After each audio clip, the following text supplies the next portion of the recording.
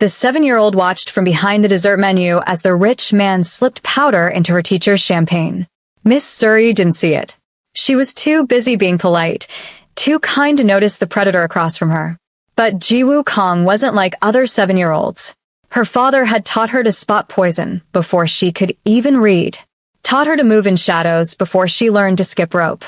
One small hand. One perfect switch. One sip that would change everything.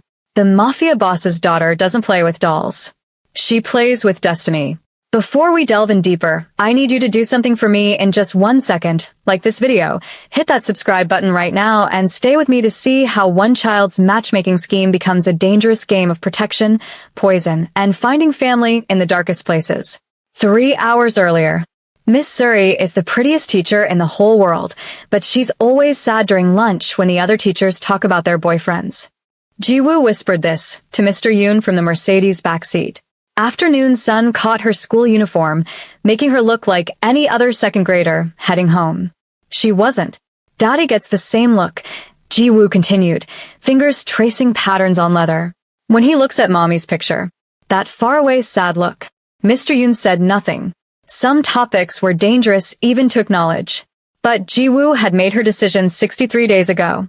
63 days since finding Miss Suri crying in the supply closet. 63 days watching her beloved teacher eat alone while others laughed about weekend dates. 63 days since realizing Miss Suri had the same expression her father wore, the look of someone who'd forgotten what it felt like to be chosen. Jiwoo understood loss better than most adults. She'd been 4 when it happened. For when a woman from a rival family poisoned her mother's tea during a peace negotiation. For when Kang Min-jae, one of New York's most feared Korean mafia bosses, decided love was a weakness his family could no longer afford. But Jiwoo remembered what love looked like, and she was done waiting for grown-ups to figure it out. For 9 weeks, she'd run Operation Happy Endings, sneaking into her father's study, creating a dating profile using his most normal photo, listed his interests as family, reading, and international business. Technically true, even if business involved territory negotiations and weapons imports. Ashton Reed's profile seemed perfect. Investment banker, Columbia graduate, charity photos, bio mentioning meaningful conversation and giving back.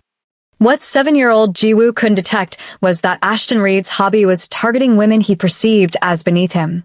Immigrant women, service workers, teachers, women exactly like Miss Suri Kwame. When Jiwoo messaged pretending to be her father, mentioned the date was for a family friend, sent Suri's photo, sweet elementary school teacher from Kenya, Ashton saw exactly what he wanted. An easy target. Jiwoo told Miss Suri her uncle had seen her at a school event. Miss Suri, who'd been encouraging Jiwoo to trust others, agreed. If it means this much to you, sweetie, I'll give your uncle a chance. The plan was simple. Father discovers the date, shows up to scold her, meets Miss Suri. They fall in love. What could go wrong? Everything. Jiwoo insisted on being there to witness her perfect plan. She'd positioned herself 3 tables away with Mr. Yoon, hidden behind the dessert menu exactly how her father taught her to surveil. She watched Miss Suri arrive in her modest dress. Watched her smile nervously as Ashton stood. Watched them order, talk, laugh. And then Jiwoo saw it. The moment that made her blood run cold. Ashton's hand moving to his jacket. The casual, practice motion most people would miss. The small packet dissolving into champagne with the ease of someone who'd done this many, many times. Rohypnol. Jiwoo recognized it instantly. Her father had made her memorize every date rape drug before her 6th birthday. The world is full of predators, Yobo. The Kangs survive because we see them coming. Miss Suri, kind, gentle Miss Suri who stayed late to tutor struggling students, was reaching for that glass with no idea what was about to happen. Not on Jiwoo's watch. The server passed between tables. Jiwoo stumbled into him. Her small hand shot out with surgical precision. 2.3 seconds. When Ashton Reed lifted his champagne and took that first confident sip, Jiwoo allowed herself the smallest smile. Ashton's eyes went wide. Confusion, then panic. His hand spasmed. The glass shattered against his plate. He pitched forward face first into his duck breast. Chaos erupted. Servers rushed. Diners screamed. Miss Suri jumped up, medical training kicking in. Someone yelled for an ambulance. Ji-woo pulled out her emergency phone. Speed dial. Daddy, emergency only. He answered on the first ring. Ji-woo, what's wrong? She kept her voice small, frightened. Daddy, I need you. I'm at Lucille Restaurant on 53rd, and Miss Suri is in trouble. A man tried to hurt her. Pause. Then her father's voice dropped to deadly calm. Stay exactly where you are. Mr. Yoon is with you? Yes, Daddy. Don't move. Don't talk to anyone. And Ji-woo. Another pause. We're going to have a very long conversation about what you've done. The line went dead. Ji-woo watched paramedics load unconscious Ashton onto a stretcher. Watched Miss Suri stand there confused and frightened. In exactly 9 minutes and 30 seconds, Kang Min-jae would walk through those doors. And Ji-woo's matchmaking scheme would officially become the most dangerous game in New York history. Because what the little girl didn't know was that someone else had been watching. Someone who'd recognized the Kang family's youngest. Someone who'd waited for years for revenge. And now they had the perfect target. Kang Min-jae arrived in exactly 9 minutes 30 seconds. Black SUVs pulled up with precision that made diners glance nervously toward windows. The restaurant's general manager materialized, face pale. Kang didn't make entrances. He made statements. Tall, broad-shouldered in charcoal suit, he moved through the restaurant like winter itself. Dark eyes swept the scene, exits, threats, witnesses. In a heartbeat. Those eyes found Ji-woo. His jaw tightened fractionally, the only outward sign of emotion. He crossed to her table in 3 strides. Sir, I take full responsibility. Mr. Yoon started. Not here. Kang's voice was quiet, controlled, terrifying. His eyes never left his daughter. Ji-woo, come. She slid out, her small hand finding his. His fingers closed around hers with gentleness that contradicted everything else about him. The teacher, he asked. Ji-woo pointed across the restaurant. Miss Suri stood near paramedics, modest dress and sensible shoes, making her look impossibly out of place. She was speaking to police, her Kenyan accent growing thicker with stress. Kang studied her. Suri Kwame was nothing like women who usually tried to get his attention. No designer clothes, no calculated sophistication. She looked exactly like what she was, a kindergarten teacher ambushed by circumstances she didn't understand. She's pretty, right, Daddy? Ji-woo whispered. And really nice. She stays late to help kids who struggle, and she makes origami cranes for everyone's birthday. Kang looked down at his daughter, seeing past innocence to calculation. How long have you been planning this? 63 days. Since I heard her crying, because she thought nobody wanted her. Something flickered across Kang's face. He returned attention to Suri, watching her push braids back with trembling fingers. Mr. Kang. The manager appeared, sweating. The police would like to speak with anyone who witnessed. No. My daughter saw nothing. She was having dinner with her bodyguard. But sir, the young woman mentioned. Kang turned slowly. Whatever the manager saw made words die. My daughter saw nothing. Do we have an understanding? The manager nodded frantically. Take Ji-woo to the car, Kang told Mr. Yoon. I'll be down momentarily. Daddy, wait. One look silenced her. In the car, Ji-woo waited 23 minutes before her father emerged. He slid in beside her without a word. They drove through Manhattan's nighttime streets in silence. You arranged a date, he finally said. Using my information. For a woman you barely know. Without permission. Yes, Daddy. You lied to your teacher. Yes. You endangered yourself, Mr. Yoon, and Miss Kwame by putting her in contact with a predator. But I saved her. Ji-woo's voice cracked. I saw the drug, Daddy, just like you taught me.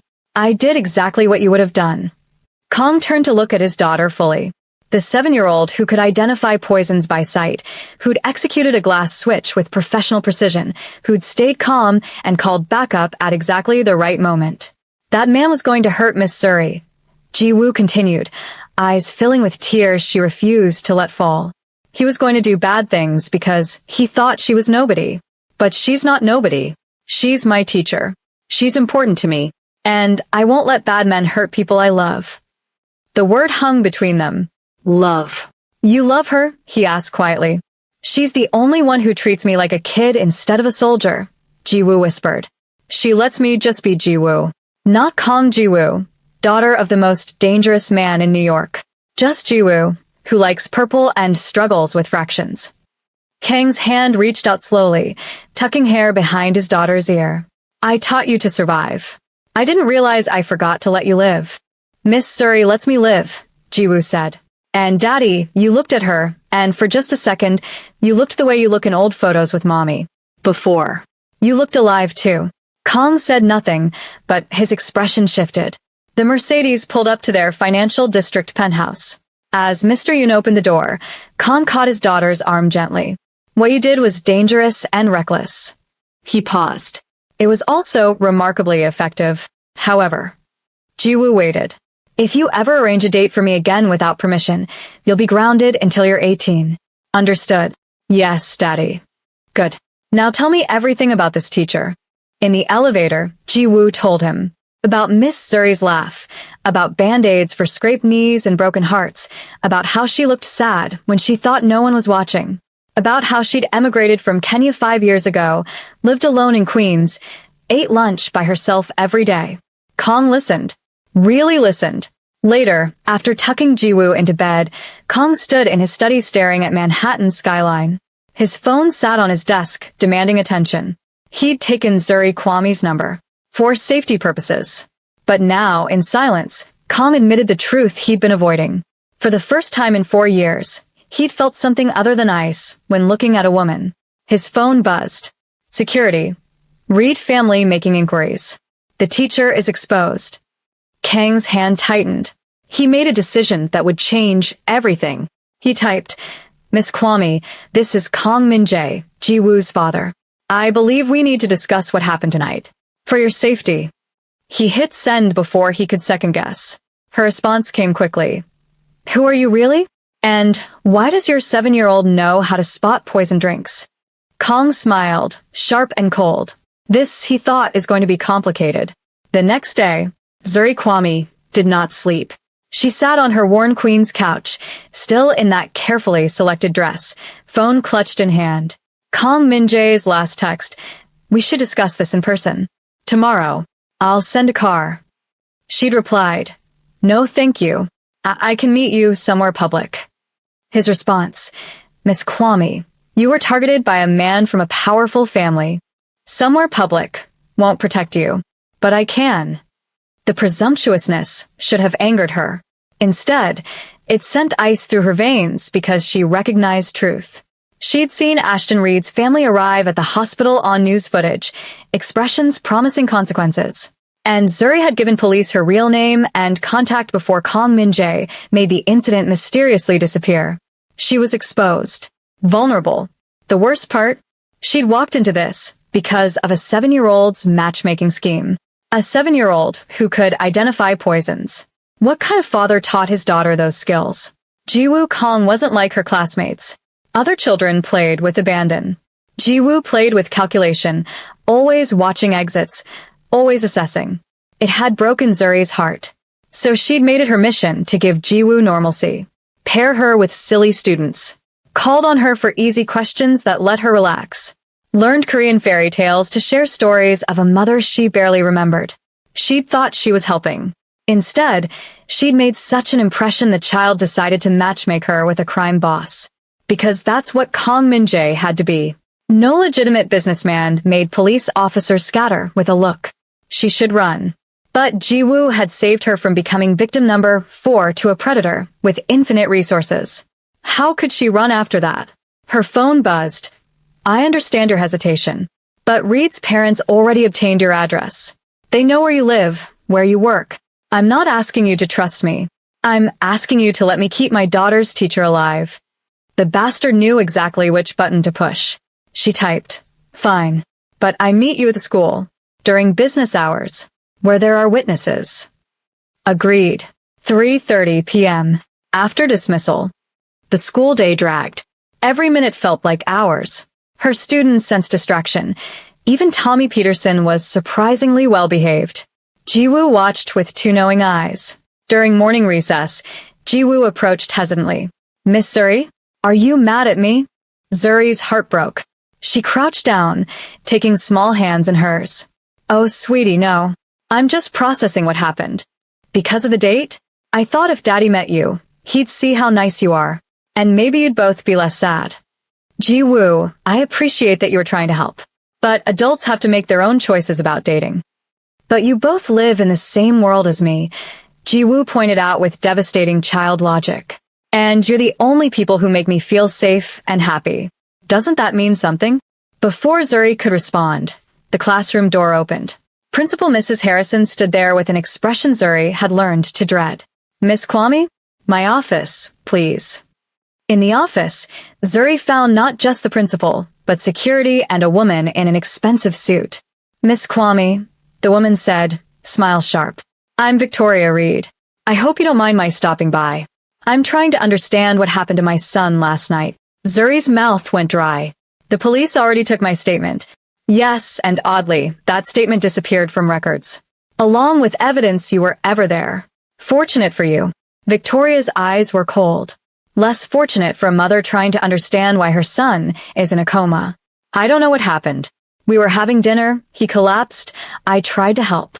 And the man who made police reports disappear? Who was he? I don't. The office door opened. Kong Min-jae filled the doorway. Black suit, making him look like violence wrapped in silk. His eyes swept the room before settling on Victoria Reed with the attention a wolf gives competing predator. Mrs. Reed, he said pleasantly, I thought I detected your perfume. Chanel No. 5. My late wife wore the same. Victoria's mask slipped. Mr. Kong, what a surprise. Is it? You make inquiries about a woman at my daughter's school, and you didn't think I'd hear? The little girl at the restaurant. She was there too, wasn't she? My daughter was having dinner with her bodyguard. Miss Kwame is her teacher. The connection is hardly nefarious. Then perhaps you can explain why Miss Kwame was on a date with my son at your daughter's suggestion? Kong smiled. Not pleasant. I can explain everything, Mrs. Reed. But not here. Not in an elementary school office. If you want answers, you know where to find me. But leave Miss Kwame and this school out of your investigation. The emphasis on investigation made Victoria's jaw tighten. This isn't over, she said quietly. No, it's not. But it will be conducted between our families, not through terrorizing kindergarten teachers. Victoria left. Mrs. Harrison and security quickly excused themselves, which left Zuri alone with Kong Min-jae. He turned, some predator fading from his expression. Are you all right? No, I'm really not. What the hell is going on? Who are you people? Through no fault of your own, you've become entangled in something dangerous. I need to decide whether to extract you from Ji-woo's life for your safety, or what? Or bring you deeper under my protection, which would be safer, but infinitely more complicated. I'm not leaving Ji-woo. She needs stability. Something flickered across Kang's face. Surprise, respect, something warmer. He quickly shuddered. Then we need to talk. Really talk. My penthouse. Secure, private. Your penthouse? Are you insane? Why not? Because you're a stranger who might be a criminal. Kang's lips quirked. Fair. But your current residence is known to people who make my activities look philanthropic. The Reed family doesn't make threats, Miss Kwame. They make examples. Zuri wanted to argue, but she'd seen Victoria's eyes. If I come, Ji-woo will be there too, right? She will. With Mr. Yoon and security. You'll be perfectly safe for me. Everything about this concerns me. Good. Fear means you're paying attention. His jaw tightened. Finish your school day. I'll be waiting at 3:30. We have much to discuss, starting with exactly how much danger you're in. The penthouse wasn't what Zuri expected. She'd braced for ostentatious wealth. What she found was a space that felt lived in, warm. Hardwood floors, Korean rugs, built-in bookshelves with children's literature and classic novels. Floor-to-ceiling windows with sheer curtains softening the view. A child's drawing magnetized to the refrigerator. Daddy me, Miss Zuri. The labels read. Zuri's heart squeezed. She drew that this morning, Kong said behind her. Before I could ground her. You grounded her? I tried. She pointed out her plan technically worked. You're here, aren't you? Exasperation and reluctant pride crossed his face. My daughter is 7 and already argues like a lawyer. Jiwoo's mother. She died 4 years ago. Poisoned during a peace negotiation. Jiwoo was 3. His voice was carefully neutral, but Zuri heard the wound. She doesn't remember much beyond photographs and stories I tell. I'm so sorry. Are you? Most people offer condolences they don't mean. I mean it. Because I see what that loss did to Jiwoo.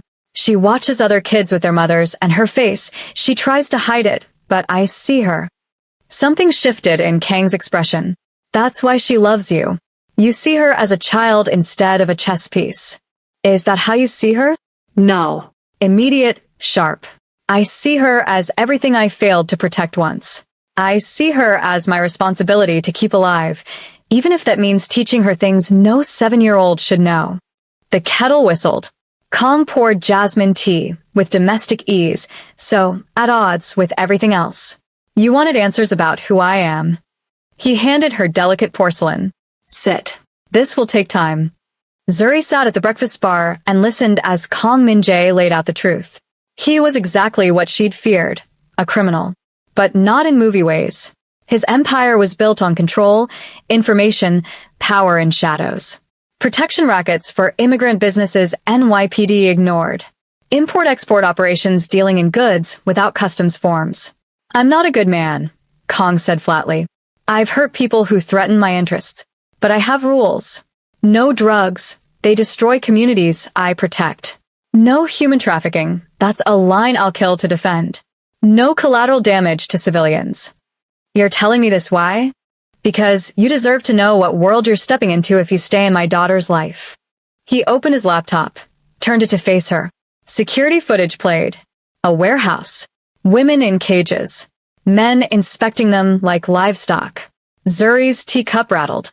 Elite Connections isn't matchmaking, Kong said, voice granite hard. It's trafficking. They target immigrant women, service workers, teachers. Women who won't be missed. Ashton Reed has been recruiting for 3 years. You are supposed to be his next acquisition. The room spun. How do you know? Because they operate in my city. I've been building a case for federal authorities.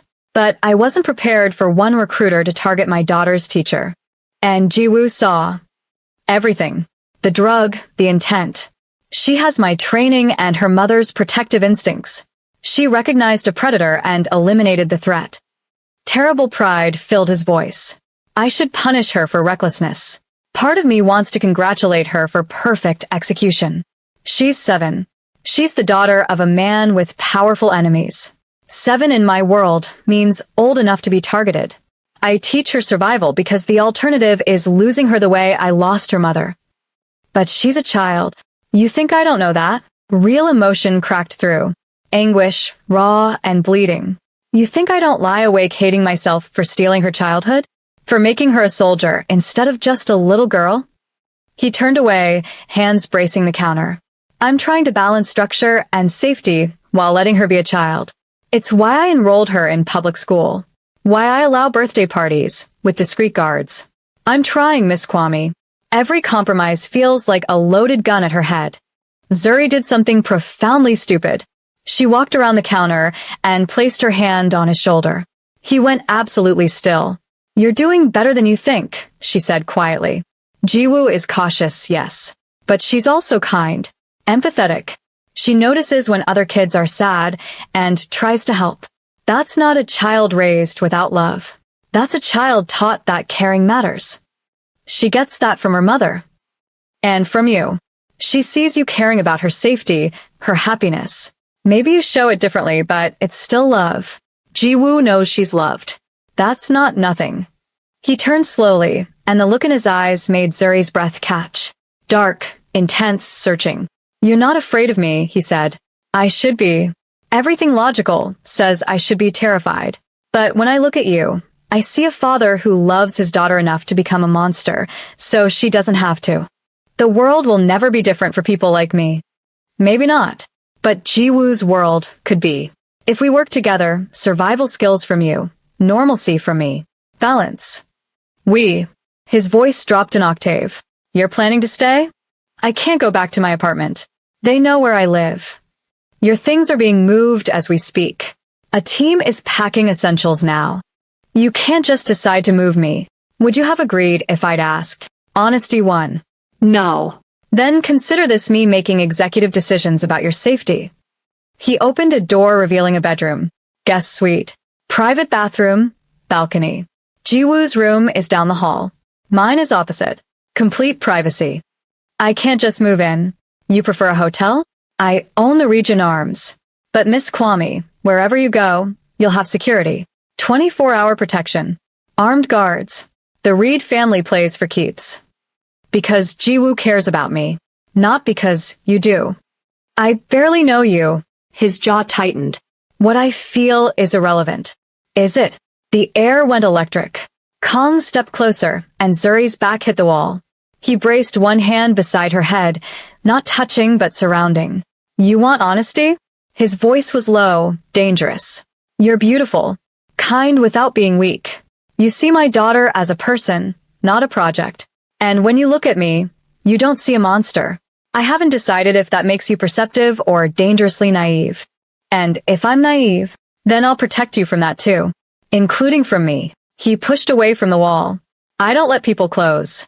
The last woman I loved died in my arms. I won't make that mistake again. Jiwoo isn't a mistake. No. She's a miracle.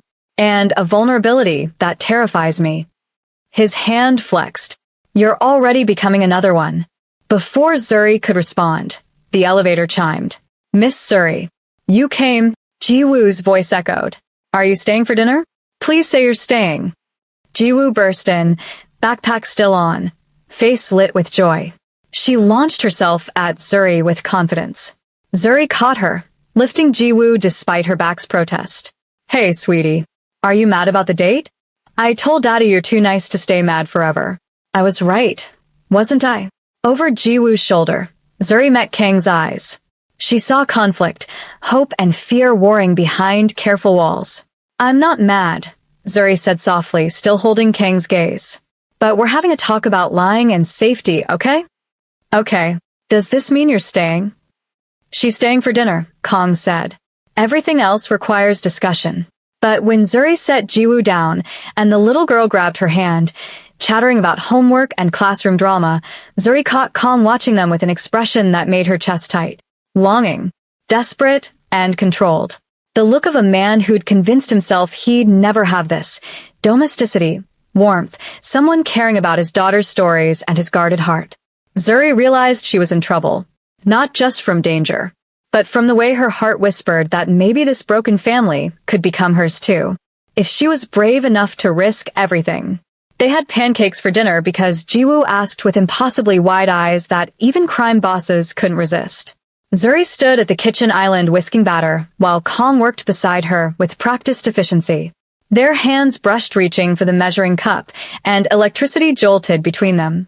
Sorry, Kang murmured, but didn't move away.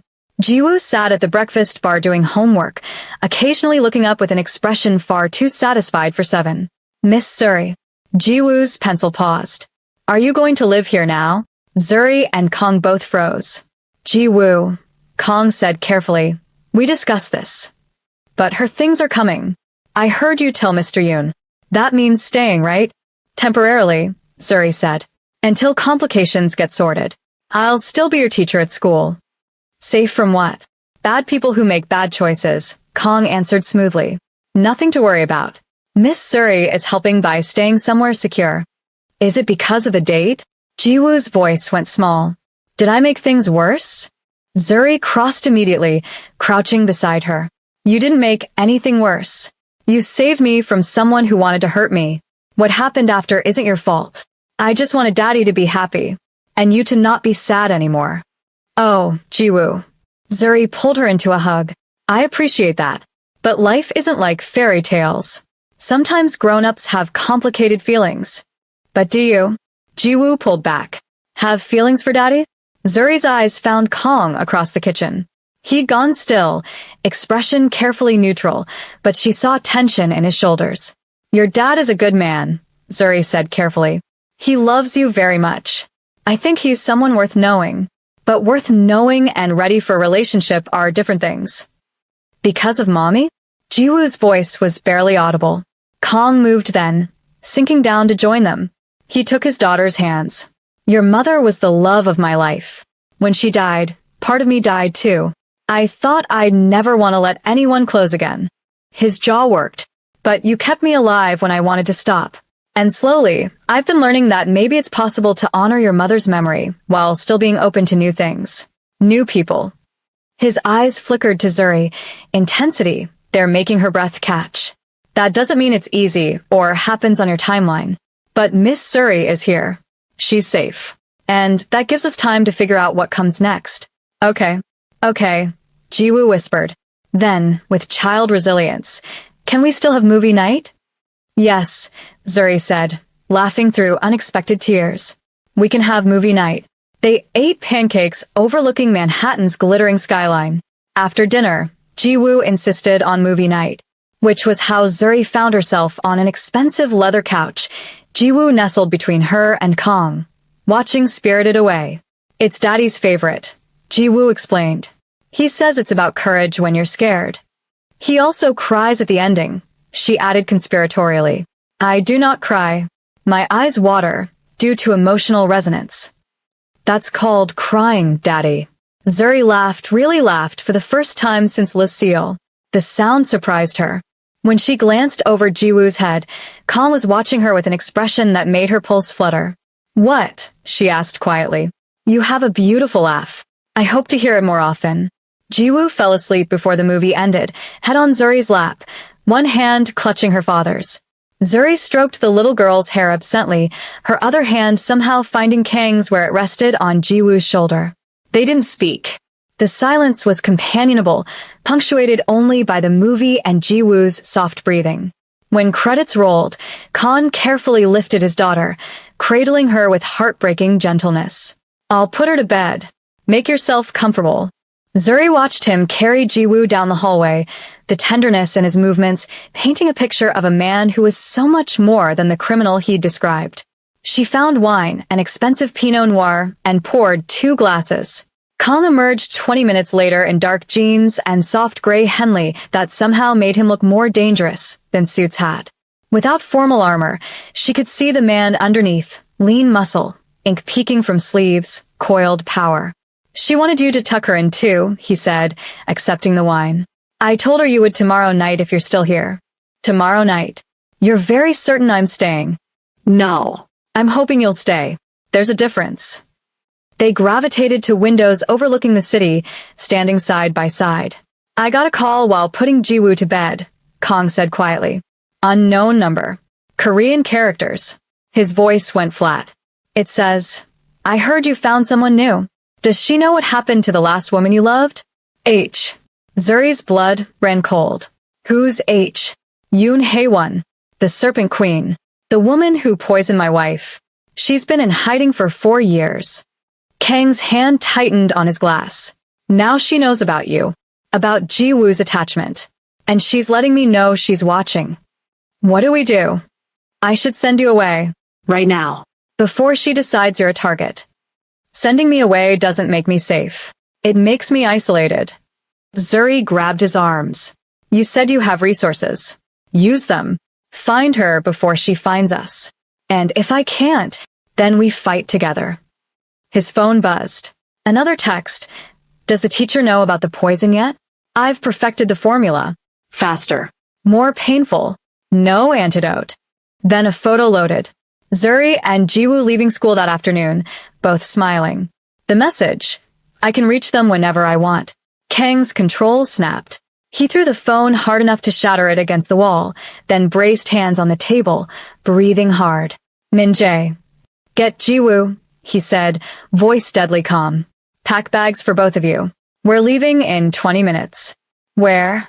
Somewhere even Hae-won can't reach. A compound outside the city. Maximum security. We go to ground until I can draw her out. You're using us as bait. No. He turned, eyes burning. I'm eliminating every vulnerability while I hunt her. Zuri wanted to argue, but the look on his face stopped her. She went to wake Jiwoo. The little girl took the news with unsettling calm. The bad lady is back. The one who hurt Mommy? Yes. Kong said, not sugarcoating. So, we're going somewhere safe until I make her go away. Permanently. Will Miss Suri come? Of course. She's family now. We protect family. Family. The word settled over Zuri like weight and promise. 20 minutes later, they descended to the private garage where black SUVs waited. Kang's security had multiplied, 15 men, all armed, all wearing expressions suggesting they'd kill anyone who looked at Jiwoo wrong. This is overkill, Zuri murmured as Kong secured Jiwoo's car seat. This is necessary. Haewon is patient and creative. She won't stop until she's destroyed everything I love. He met Zuri's eyes over Jiwoo's head, which now includes you. Before Zuri could respond, the garage's exit opened. The security gate that should have been impenetrable simply opened. The men stationed there collapsed simultaneously. No gunshots. No struggle. Just sudden unconsciousness. Poison. Kong snarled, pulling Jiwoo from her seat and shoving her at Zuri. Gas in ventilation. Get to stairs. Don't breathe deeply, move. They ran. Jiwoo in Zuri's arms, Kong behind them providing cover, his men falling like dominoes. Zuri's lungs burned, vision blurring, but she kept moving because stopping meant Jiwoo died. They burst into the stairwell, fresh air, clean air, and Zuri gasped desperately. Jiwoo coughed but stayed conscious. Kong slammed the door, sealing off poisoned air. Up or down? Zuri wheezed. Up. Roof. Helicopter. Kong was already moving, taking stairs 3 at a time, phone pressed to ear calling extraction. They made it to the roof. A helicopter waited, rotors spinning. But Zuri's heart sank when she saw who stood beside it. A woman. Korean late 30s, beautiful the way venomous snakes are beautiful. All black, hair pulled back severely, smile sharp enough to cut. Min Jae, she said pleasantly. How lovely. And you brought your new family. How convenient. Haewon. Kong pushed Zuri and Jiwoo behind him, his body a shield. This doesn't have to end badly. Doesn't it? You killed my brother. Destroyed my organization. I think bad endings are exactly what this calls for. Your brother tried to kill Jiwoo. I was protecting my daughter. And I'm protecting my legacy. Eye for an eye. You took family from me. I take family from you. Her eyes flickered to Zuri and Jiwoo. Question is, do I take the child or the woman? Which would hurt more? Neither. Because you're not leaving this roof alive. Haewon laughed. Still so confident. That's what I admired about you. Even when your wife was dying, begging you to save her, you maintained control. Right until she took her last breath and you broke. Kang's hands clenched to fists. What do you want? Zuri heard herself ask. What would make you stop? Haewon's attention shifted. The teacher speaks. Tell me, has Min Jae told you how his wife died? How long it took? The poison I used was my own creation. Slow acting, agonizing, giving him just enough time to watch her slip away. You're a monster. I'm a businesswoman who understands leverage. And right now, Min Jae's greatest weakness is his need to protect people. Then exploit me, Zuri said, stepping out despite Kang's growl of protest. You want leverage? I'm right here. Let Jiwoo go. She's a child. Zuri, no. But she's his daughter, Haewon said thoughtfully. The last piece of his beloved wife. Killing her would destroy him completely. Although making him watch you die first would be delicious. You'll have to catch me first. Zuri moved before thought engaged. She grabbed Jiwoo, sprinted for the helicopter, praying Haewon's interest in torture would buy seconds. It did. Barely. Haewon's men materialized, 3 of them. Kong intercepted 2, fighting with brutal efficiency. But the third reached Zuri just as she got Jiwoo into the helicopter. Hands grabbed her, yanking her back. Something sharp pricked her neck, a syringe. Just something to keep you compliant, Haewon said. We're going to have such fun. And Min Jae will watch every second until he breaks. Zuri's vision swam. Her legs gave out.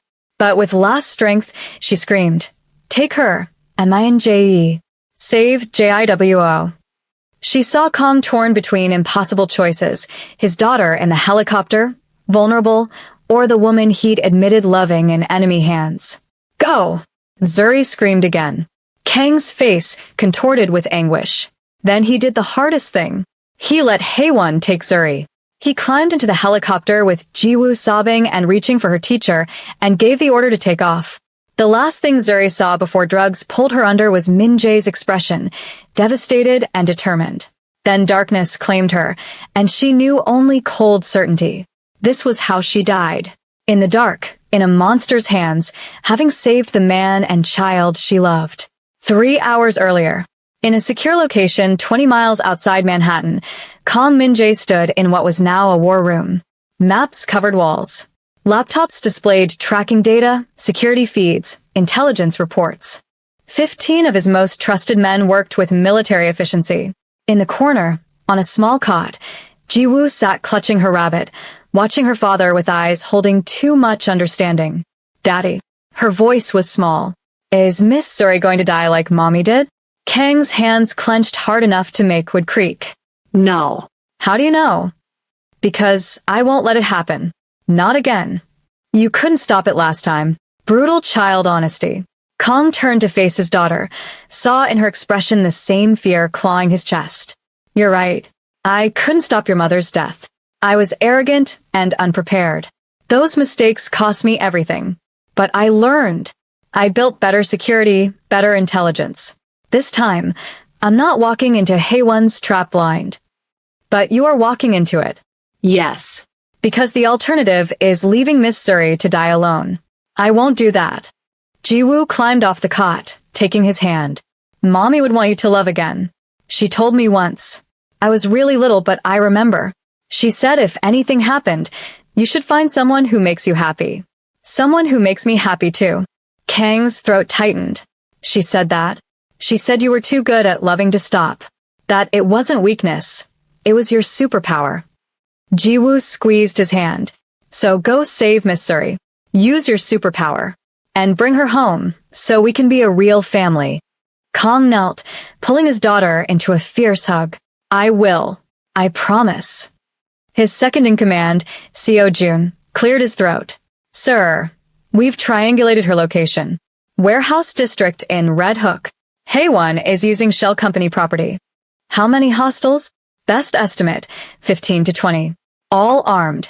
Warehouse has limited access. 2 main entrances, skylight, loading dock. They're expecting you loud. Then we go quiet.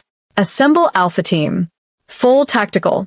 Snipers on every building with line of sight. I want exits covered. Extraction ready the second we have Zuri. Kang stood, expression settling into something cold and lethal. Haewon thinks she knows how I operate. Show her why that's a mistake. Sir, there's one more thing. Seo-jun hesitated. Intercepted message. Audio file. He played it. Zuri's voice, strained but defiant. Min-jae, if you're hearing this, don't come. It's a trap. Haewon wants you to watch me die, and then kill you both. Please, just take care of Jiwoo. Tell her I love her. Tell her to be brave and strong. And tell her that saving her was the best thing I ever did. Silence. Then Haewon's voice. Such devotion. I'll make sure you hear her screaming. Every moment of agony. Every time she begs for death. Just like last time. The recording ended. Kang stood frozen, and Seo-jun took an involuntary step back because his boss's expression promised death. Change of plans, Kang said quietly. I'm going alone. Sir, that's not a suggestion. Haewon wants me broken? I'll give her what she wants. I'll walk in unarmed. Surrender myself in exchange for Zuri's release. That's suicide. No. It's strategy. Haewon's expecting tactical assault. She's not prepared for me offering what she wants, the chance to torture me. While she's focused, you take the shot. Seo-jun's eyes widened. You're making yourself the distraction. I'm making myself bait. The second Haewon has me, she'll bring Zuri out. She'll want me to watch. That's the pattern. When she's focused on me, snipers take out guards. Tactical team breaches. You extract Zuri while I deal with Haewon. And if something goes wrong, she won't kill me quickly. She wants me to suffer. And I'm going to let her think she's succeeding until she realizes she's lost. He turned to Jiwoo, crouching again. I need you to stay here with Mr. Yoon. No matter what you hear, you stay safe. Can you do that? You're going to trick the bad lady, Jiwoo said. Not a question. Yes. And then you're going to stop her. Forever. Yes. Okay. But Daddy, don't die. Miss Suri needs you. I need you. I won't. I have too much to live for. 2 hours later, Kong Min-jae walked alone into the Red Hook warehouse.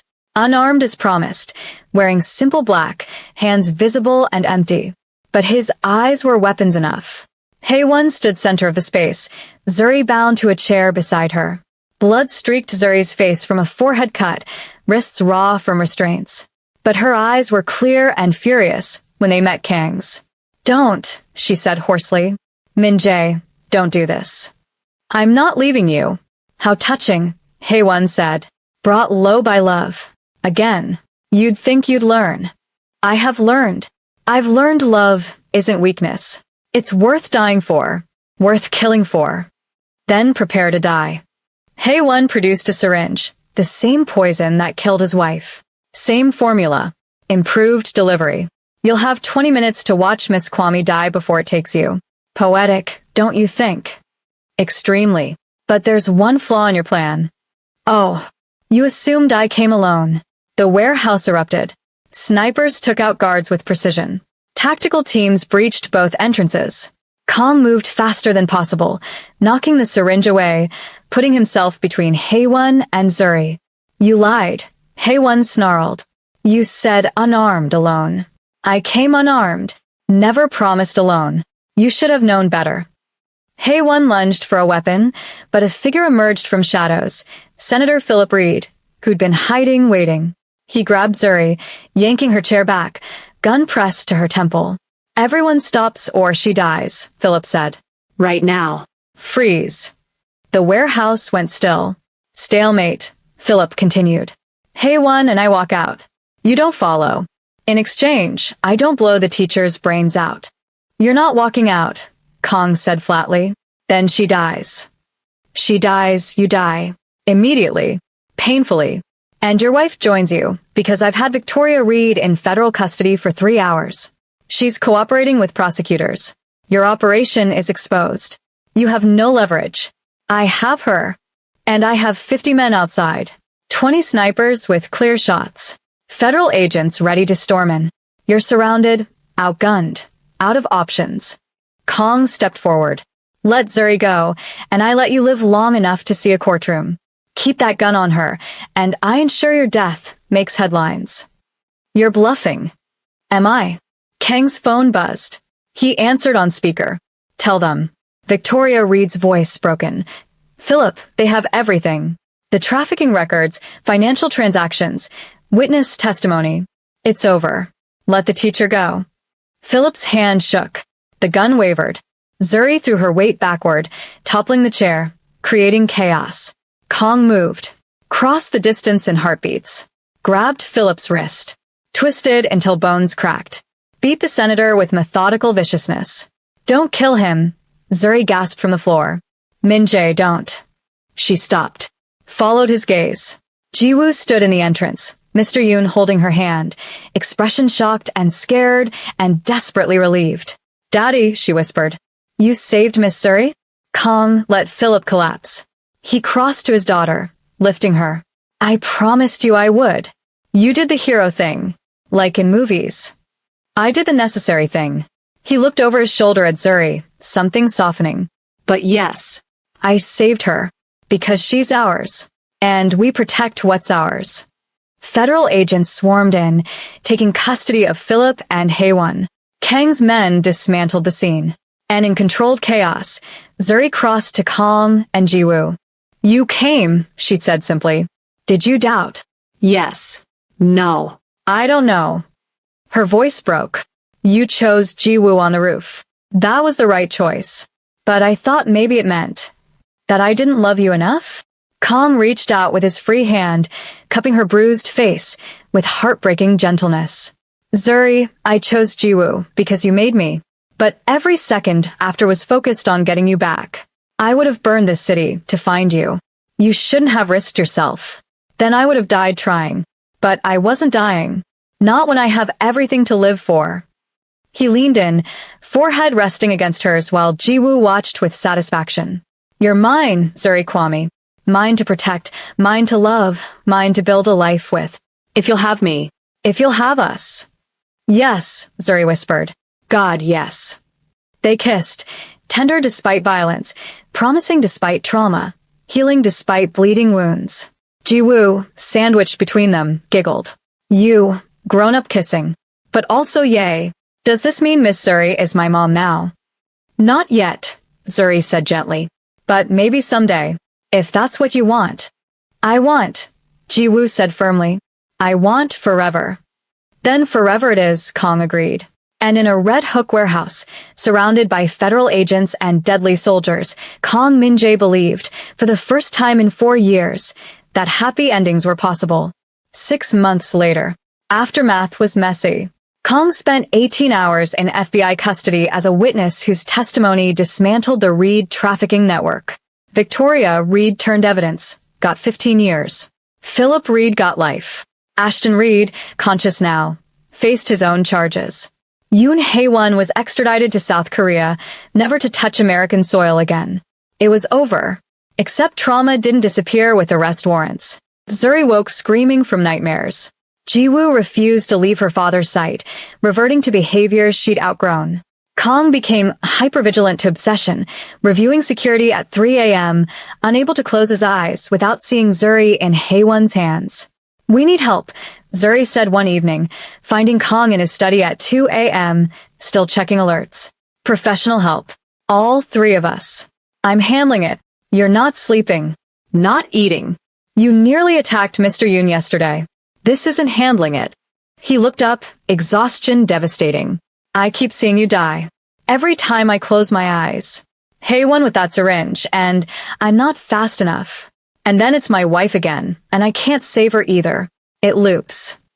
Zuri crossed to him, taking his face in her hands. But I didn't die. I'm right here, alive and safe, and so in love with you it terrifies me. You love me? Raw vulnerability. How could I not?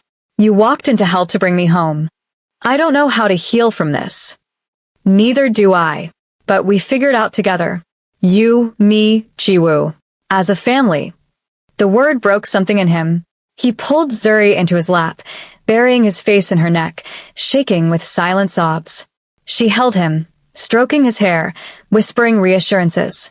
They fell asleep there, Kong in his desk chair, Zuri in his lap, tangled like storm survivors finding harbor.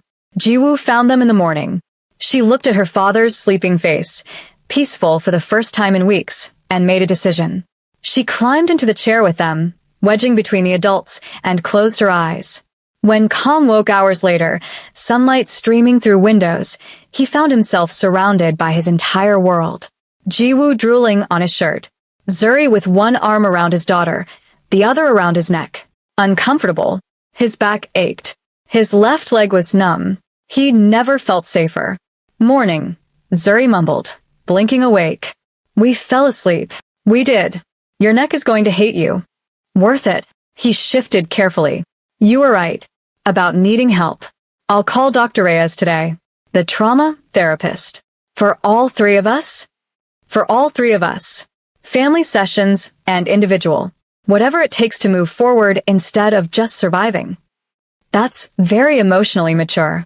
I have good motivation. A woman I love who deserves better. A daughter who deserves childhood. A life I want to build instead of endure. I love you too, Zuri said. In case that wasn't clear. Say it again anyway. I love you, Kong Min-jae. Your strength and vulnerability. Your devotion to Jiwoo. The way you make me feel chosen. I love all of it. He kissed her, deep and slow, promising tomorrows. Jiwoo stirred, making a disgusted sound. Kissing again? Before breakfast? Gross. But she was smiling. Can we have pancakes? We can have whatever you want. I want Miss Zuri to officially be my mom. Like, with papers. Not just living here. Real family. Kong and Zuri exchanged glances. That's serious, Zuri said carefully. Adoption means forever. I know. I'm 7, not stupid.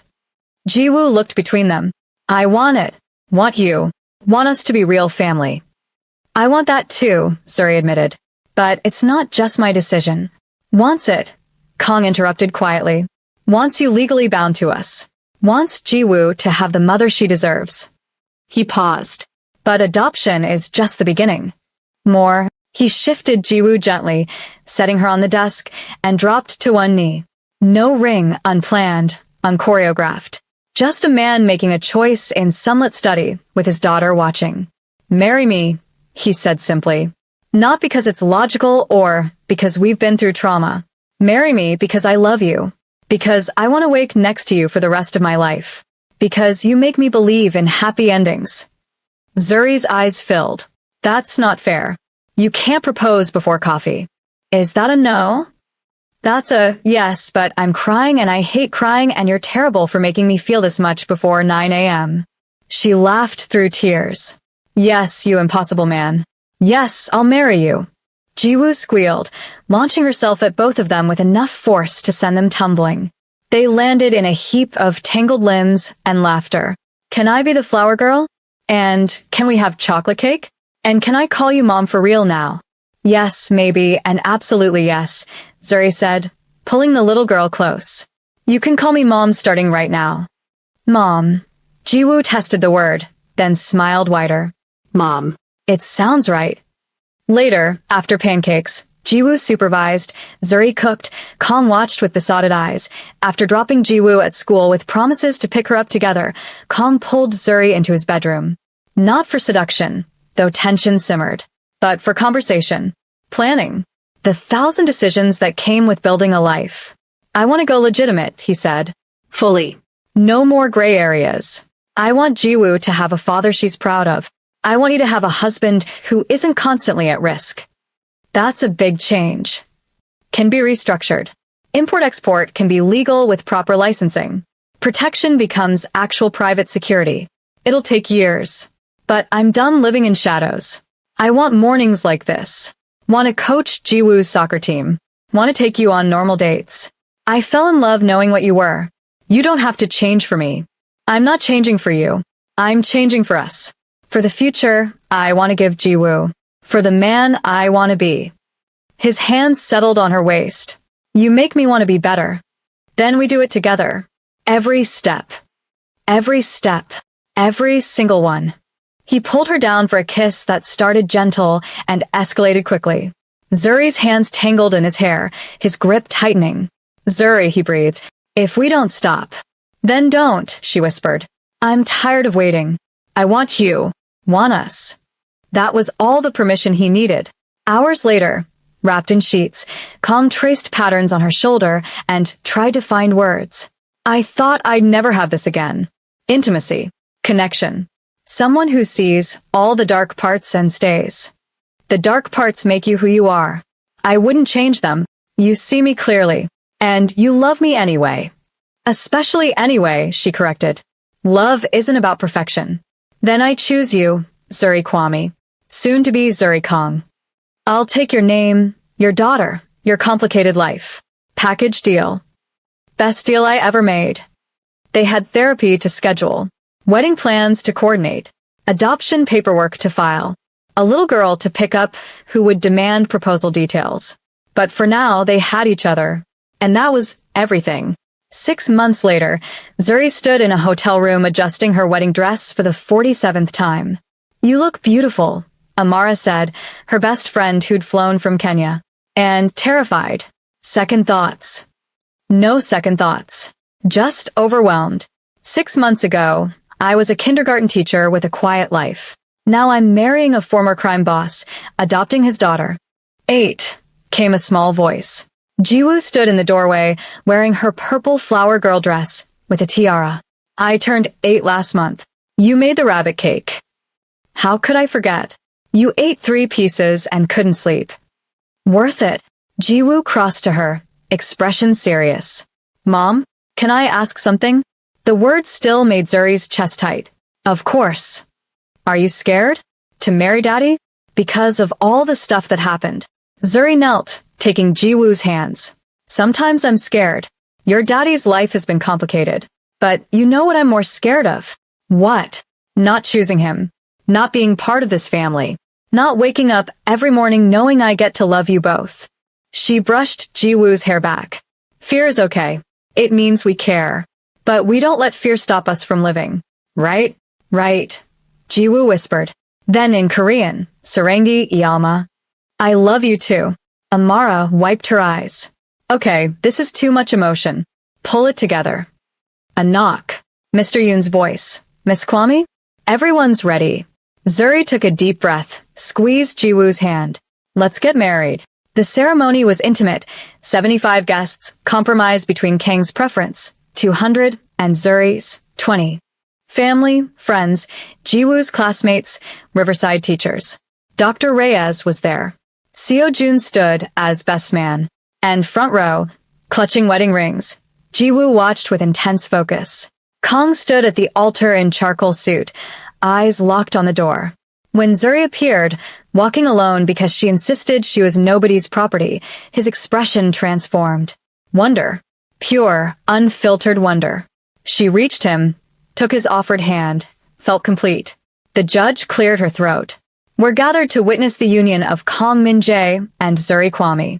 The couple has written their own vows. Min-jae. Kang took both Zuri's hands. Zuri. 6 months ago, my daughter played matchmaker. She chose badly, set you up with a predator. But she chose brilliantly, bringing you into our lives. You're the bravest person I know. Not because you don't feel fear, but because you act anyway. You put yourself between danger and a child who wasn't yours. You walked into my world knowing how dark it was and chose to stay. His voice roughened. I promise to protect you, but never cage you. To support your dreams. To be the man you see when you look at me. To give Jiwoo the father she deserves and you the partner you've earned. I promise to choose you every day for the rest of my life. You're my second chance. My redemption. My home. Zuri blinked back tears. Min-jae. When your daughter arranged that date, I was lonely. Convinced love was for other people. Then you walked into that restaurant looking for her and looked at me like I mattered. You've shown me what love looks like when it's real, imperfect and complicated and worth fighting for. She squeezed his hands. I promise to stand beside you, not behind.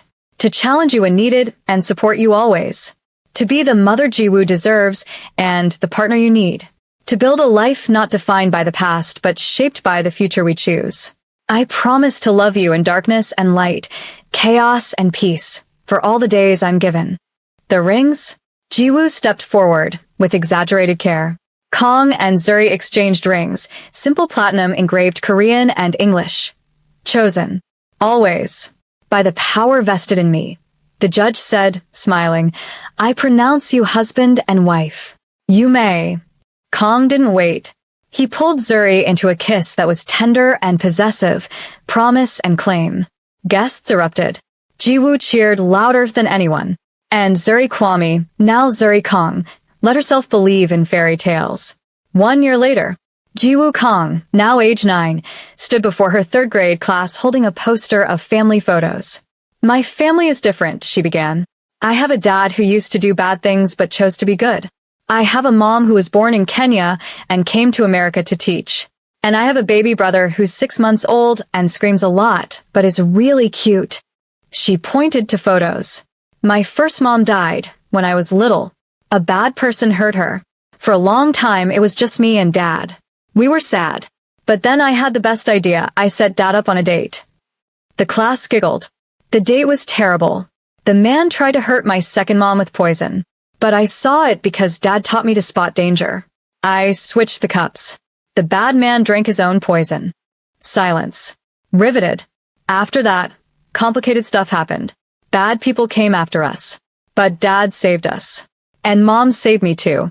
And we decided to be a family. A real one. She pointed to the most recent photo. All 4 at the hospital when baby Jason was born. Kang exhausted and elated, Zuri holding the newborn, Jiwoo standing guard. This is my family now. We're Korean and Kenyan and American. We speak 3 languages.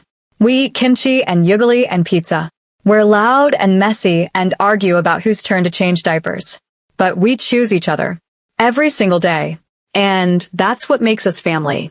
Not blood or perfection. Choice. She sat to thunderous applause. Mrs. Anderson wiped her eyes. Thank you, Jiwoo. That was beautiful. After school, Kong picked up Jiwoo, baby Jae-sun strapped to his chest because Zuri had conferences. How was the presentation? I told him everything. About the poison and bad people and how you used to be scary, but now you're just dad scary. You told them everything? Well, not the illegal stuff. I'm not stupid. Just the important parts. About choosing family. Mrs. Anderson cried. Everyone cries around this family. At home, Zuri was feeding Jae-sun while reviewing lesson plans. She looked up when they entered, expression softening. How was the project? Perfect. I made everyone cry. It's my superpower. Just like your father. Emotional devastation, disguised as stoicism. I resent that, Kong said, already moving to kiss her, careful of the baby. Jiwoo watched her parents, comfortable in each other's space, speaking in shorthand of people who'd built a life, and felt satisfaction deep in her bones. She'd done it, given her father back his smile, given herself the mother she'd dreamed about, given them all a future that looked nothing like the past. Later that night, after homework and dinner and bath time, after Jiwoo had been tucked in with stories, Kong and Zuri stood in their son's nursery watching him sleep. Do you think we did the right thing? Zuri whispered, bringing another child into our complicated situation? I think Jae-sun is lucky. He'll grow up knowing his father chose a better path, knowing his mother is the bravest person alive, knowing his sister will protect him with everything she has. That's not complicated. That's blessed. We're really doing this. Marriage, kids, suburban existence with a criminal past. Former criminal past. I'm fully legitimate now. You still intimidate people. That's just my face. Zuri laughed. Kong silenced her with a kiss. I love you, Zuri Kong. Thank you for saving me. For saving Jiwoo. For building this impossible, beautiful family. Thank you for letting me. For trusting me with your heart. They stood in dim nursery light, surrounded by evidence of their choice. Baby clothes, stuffed animals, photos covering every surface, and knew they'd made the right choice. Not the easy one, not the safe one, but the right one. In her room, Jiwoo lay in bed thinking about her heritage project, about how she'd told classmates that family was about choice. She'd meant it. She chose her dad every day, forgave him for scary parts of his past, loved him for the father he'd become. She chose her mom every day, opened her heart to someone new, trusted this love wouldn't leave. She chose her baby brother every day to be the big sister who protected instead of resented. And they chose her back every single day. That was family, not DNA or blood or documents. Choice. Repeated. Daily. Forever. Jiwoo smiled in darkness and closed her eyes, already dreaming about tomorrow with a family she'd built through 7-year-old determination. Sometimes the best love stories started with terrible first dates. Sometimes happily ever after required surviving darkness to appreciate light. But always, always, it required choosing each other. Every single day. No matter what. Thank you for experiencing Jiwoo, Zuri, and Min Jae's journey. From a 7-year-old's matchmaking scheme to a family forged through danger and unwavering love. This is what happens when the right people choose each other despite impossible odds. If this story touched your heart, hit that like button. Share it with someone who believes in second chances. Subscribe so you never miss another story about protective love, found families, and the courage it takes to trust again. Drop a comment. Would you have taken the risk? Could you love someone from a dangerous world? What would you name Jiwoo's baby brother? Ready for your next emotional journey? Check out other stories in our playlist. Your time means everything.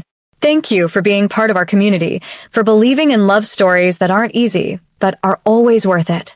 Until next time, remember, the bravest love stories are the ones we choose every single day.